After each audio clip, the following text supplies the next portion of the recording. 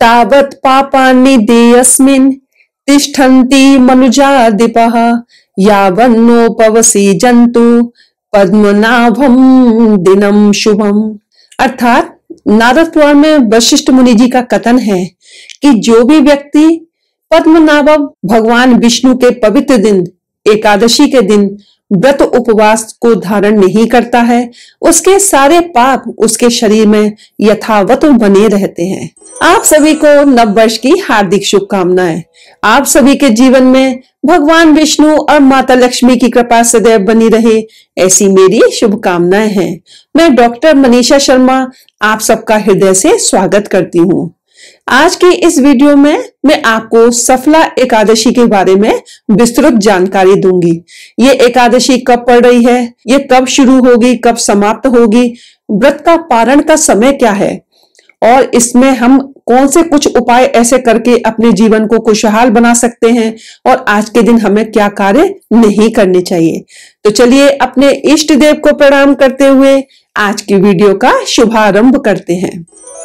देखिए, हिंदू धर्म में एकादशी तिथि को सभी तिथियों में सर्वश्रेष्ठ बताया गया है। यह तिथि भगवान विष्णु को समर्पित है। इस दिन जो भी व्यक्ति पूजा, उपासना, साधना, तप, दान आदि जो भी कार्य थोड़ा सा भी भगवान विष्णु के निमित्त करता है, भगवान विष्णु की उसके ऊपर असीम कृपा बनी रहती है। देखिए, भगवान विष्णु का जो भी व्रत धारण करता है वो इस जीवन में सारे सुख भोग कर अंत में मोक्ष की उसको प्राप्ति होती है, उसको वैकुंठ धाम प्राप्त होता है। भगवान विष्णु और माता लक्ष्मी की असीम कृपा उसके परिवार के ऊपर और उसके ऊपर बनी रहती है। तो एकादशी तिथि का व्रत हर मनुष्य को अपने जीवन में अवश्य करना चाहिए। तो देखिए, इस बार जो पौष माह की जो एकादशी तिथि होती है उसको हम सफला एकादशी के नाम से जानते हैं। ये नव वर्ष की पहली एकादशी है और पौष माह की भी पहली एकादशी है। यह एकादशी खर मास में पड़ रही है, तो इस एकादशी का विशेष महत्व बन जाता है। ऐसा माना जाता है कि जो भी जातक इस एकादशी के व्रत को धारण करता है उसको जीवन में सभी सफलता प्राप्त होती है। जो भी उसके जीवन में रुकावटें आ रही हैं वो दूर होती हैं और जीवन के हर क्षेत्र में वो सफल होता है, क्योंकि इसका नाम ही सफला है। सफला का मतलब हर क्षेत्र में व्यक्ति को सफल होना, यानी कि वो हर क्षेत्र में जिस क्षेत्र में भी वो जाता है वो सफल होता है। तो इस एकादशी का व्रत आपको अवश्य धारण करना चाहिए। ये एकादशी तिथि 7 जनवरी को पड़ रही है, हर मास में पड़ रही है, तो आपको दान पुण्य आदि करते हुए व्रत को धारण करना है। पवित्र नदी में स्नान करने के बाद भगवान विष्णु की पूजा का शास्त्रों में बहुत विशेष महत्व बताया गया है। तो भगवान विष्णु की विधिवत पूजा करनी है, क्योंकि भगवान विष्णु ने ही जन कल्याण के लिए माता एकादशी को अपने शरीर से उत्पन्न किया था। भगवान कृष्ण भी गीता में एकादशी तिथि को अपने समानी बलशाली बताते हैं। तो यह एकादशी तिथि अति पुण्य फल देने वाली है, तो हर मनुष्य को एकादशी तिथि का व्रत अवश्य करना चाहिए। तो मैंने आपको इसका महत्व बता दिया है। तो चलिए अब जानते हैं कि एकादशी तिथि कब प्रारंभ हो रही है।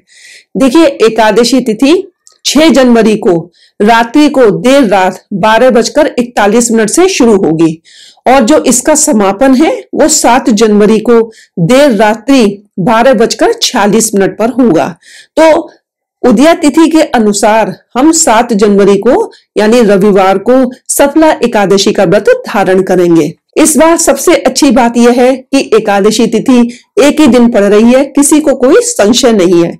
सभी बड़े बड़े धार्मिक स्थलों में, यानी कि खाटू श्याम जी हैं, जो बांके बिहारी हैं, इस्कॉन टेम्पल है, सब जगह ही एक ही व्रत को धारण किया जा रहा है, यानी कि 7 जनवरी को ही व्रत रखा जा रहा है। अब मैं आपको पूजा का शुभ मुहूर्त बताती हूँ। देखिए, पूजा का शुभ मुहूर्त 7 जनवरी को 8:33 से 12:20 तक का है। तो इस समय आप भगवान विष्णु की पूजा आराधना कर सकते हैं। चलिए अब जानते हैं कि पारण का समय क्या है।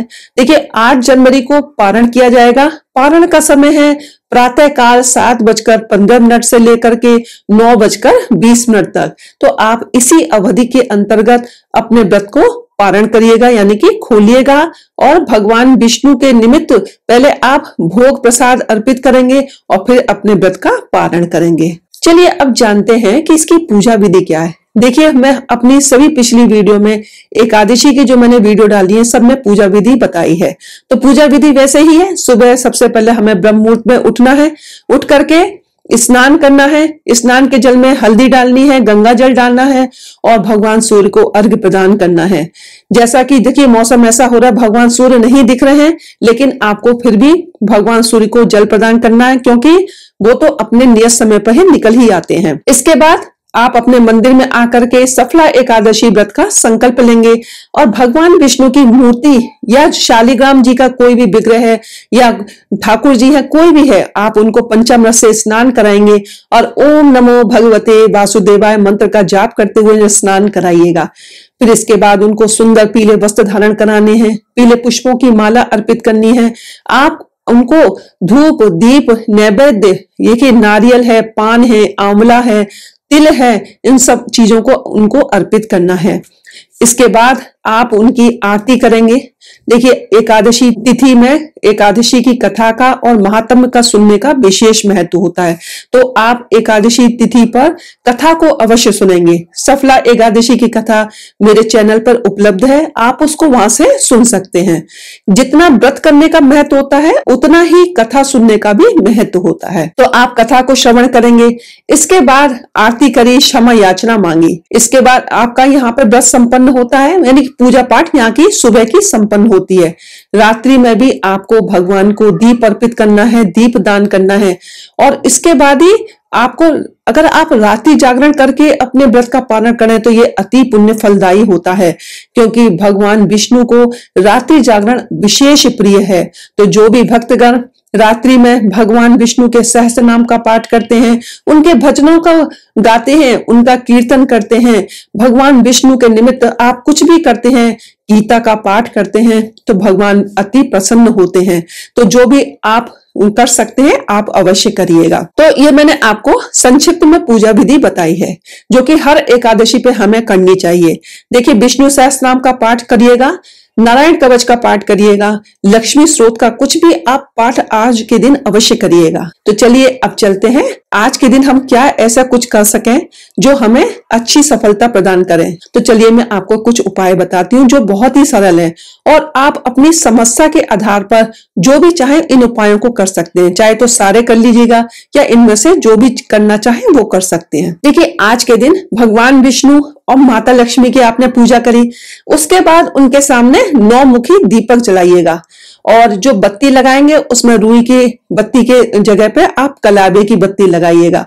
और ऐसा कहा जाता है कि ऐसा करने से रोग और दोष से मुक्ति मिलती है। यदि आपके घर में क्लेश है, अशांति का माहौल है, तो वो भी सही होता है। आप आज के दिन क्या करेंगे? देखिए, बच्चों की तरक्की चाहते हैं तो आज के दिन आप चंदन घिसिएगा पहले, है ना। चंदन घिसने के बाद एक कटोरी में उस चंदन को रख लीजिएगा और उसके बाद आप भगवान विष्णु की पूजा करने के बाद उनको पुष्पांजलि अर्पित करिएगा और उस चंदन को आप अपने बच्चों के मस्तक पर लगाइएगा। आप इतना चंदन घिसिएगा कि 15 दिन वो चंदन चल सके, फिर अगली एकादशी पे यह क्रिया आप कर सकते हैं। आज के दिन ऐसा कहा जाता है कि जो दक्षिणवर्ती शंख है उसको किसी पीतल के पात्र में रख करके यदि हम उसको क्या कहते हैं पंचामृत से स्नान कराते हैं और उसके बाद लक्ष्मी स्रोत का या श्री सूक्त का पाठ करते हैं तो लक्ष्मी जी की कृपा आपके ऊपर सदैव बनी रहती है। एकादशी तिथि के दिन भगवान विष्णु को मखाने की खीर का भोग अवश्य लगाना चाहिए। उसमें केसर डालिएगा और तुलसी का पत्र भी अवश्य डालिएगा, इससे भगवान विष्णु अति प्रसन्न होते हैं। आज के दिन जो भी भक्त, यदि आपके घर में तुलसी का पौधा नहीं है तो आज के दिन आप अपने घर में तुलसी का पौधा अवश्य लगाइएगा। इससे आपके घर में सुख, समृद्धि, धन की वृद्धि होती है और मां अन्नपूर्णा का वास होता है। आज के दिन भगवान विष्णु को आप तुलसी के पत्रों की माला पहना सकते हैं। 11 पत्र आप लीजिएगा, उनकी माला बना करके आप उनको धारण कराइएगा। यदि देखिए वैवाहिक जीवन में कुछ अनबन चल रही है तो आज आप क्या कर सकते हैं, सफला एकादशी के दिन आप केले के वृक्ष की पूजा अवश्य करिएगा। केले के वृक्ष की जड़ में आप हल्दी मिश्रित जल अर्पित करिएगा, एक देशी घी का दीपक जलाइएगा, 7 परिक्रमा करिएगा और ओम ब्रह्म बृहस्पतये नमः मंत्र का जाप करिएगा। ऐसा करने से आपके वैवाहिक जीवन में सुख बना रहता है, यानी कि प्रसन्नता बनी रहती है। यदि आपको जॉब से संबंधित कोई परेशानी आ रही है या कोई भी दिक्कत है, तो आज आप अपने दाएं हाथ में थोड़ा सा जल लीजिएगा, पीले पुष्प लीजिएगा और भगवान विष्णु से अपने मन की समस्याएं कहिएगा और प्रार्थना करिएगा। और इसके बाद आपको नारायण कवच का पाठ करना है। ये क्रिया आप 11 दिन तक लगातार करिएगा। यदि आपके घर में वास्तु दोष है तो आज आप चांदी के कलश स्थापित कर सकते हैं, यानी कि आज आप एक छोटा सा चांदी का कलश लाइएगा और उसको या तो जल भर के रख दीजिए अपने मंदिर में, या आप अक्षत भर के उस कलश को स्थापित कर सकते हैं। देखिए, यदि आप कोई भी समस्या हो तो आज आप पीपल के 3 पत्ते लीजिएगा और उस पर रोली से ओम नमो नारायणाय लिख करके श्री भगवान विष्णु के गले में धारण करा दीजिएगा। ऐसा करने से आपको सभी समस्याओं से मुक्ति प्राप्त होती है। देखिए, ये जो कार्य है, ऐसा नहीं है कि एक एकादशी पर ही करें तो आपको सब सफलता प्राप्त हो जाएगी। आप ये कार्य हर एकादशी पर कर सकते हैं और जब आप लगातार इस कार्य को करते रहते हैं तो जीवन में परिवर्तन आना निश्चित है। देखिए, आज सफला एकादशी के दिन आप गौशाला में आप गायों को हरी घास खिला सकते हैं, मंदिर में पूजा सामग्री का दान दे सकते हैं और भगवान विष्णु को तो आप जरूर पीले पुष्प, पीले फल अर्पित करिएगा। और आज के दिन श्री कृष्ण भगवान को एक नारियल और 5 बादाम अर्पित करिएगा। तो अब चलते हैं कि आज के दिन हमको क्या नहीं करना चाहिए। हर एकादशी पर, इस सफला एकादशी के दिन नहीं, हर एकादशी पर आपको यह कार्य नहीं करने चाहिए। आपको चावल नहीं खाने हैं, तुलसी पत्र नहीं तोड़ना है, क्रोध नहीं करना है, झूठ नहीं बोलना है, अपने मन में कोई नकारात्मक विचार नहीं लाना है, ईर्ष्या देश आदि किसी के नहीं रखना है। आपके मन में हमेशा सात्विक विचार रहने चाहिए। तो आप मन से तन से सात्विक रहने का प्रयास करिए। और आज के दिन आपको किसी भी जीव जंतु को नुकसान नहीं पहुंचाना है। अपने घर के जो भी गमले हैं उनमें आपको किसी तरह की कोई खुदाई या किसी पत्र को नहीं तोड़ना चाहिए। तो इन छोटी छोटी बातों का ध्यान रखना है। आज के दिन आपको लाल मसूर की दाल है, शलगम है, पालक है, पान, ये सब चीजें नहीं खानी चाहिए। तो ये बहुत छोटी छोटी चीजें हैं, इनको आप अपने मन में ध्यान रखते हुए व्रत को रखिएगा। और यदि आपने व्रत नहीं रखा है तो भी इन चीजों की आपको सावधानी रखनी चाहिए, जिससे भगवान विष्णु और माता लक्ष्मी की कृपा तो देखिए सबको चाहिए। तो आप ये ध्यान में रखते हुए व्रत को पूरा करिएगा और भगवान विष्णु की कृपा आपके ऊपर अवश्य बनी रहेगी। तो चलिए, आज की वीडियो में बस इतना ही। यदि आपको आज की वीडियो मेरी अच्छी लगी हो तो प्लीज वीडियो को लाइक करें, मेरे चैनल को सब्सक्राइब करें, शेयर करें, बेल आइकन को प्रेस करें ताकि आपको आगे आने वाली वीडियोस का नोटिफिकेशन प्राप्त हो सके।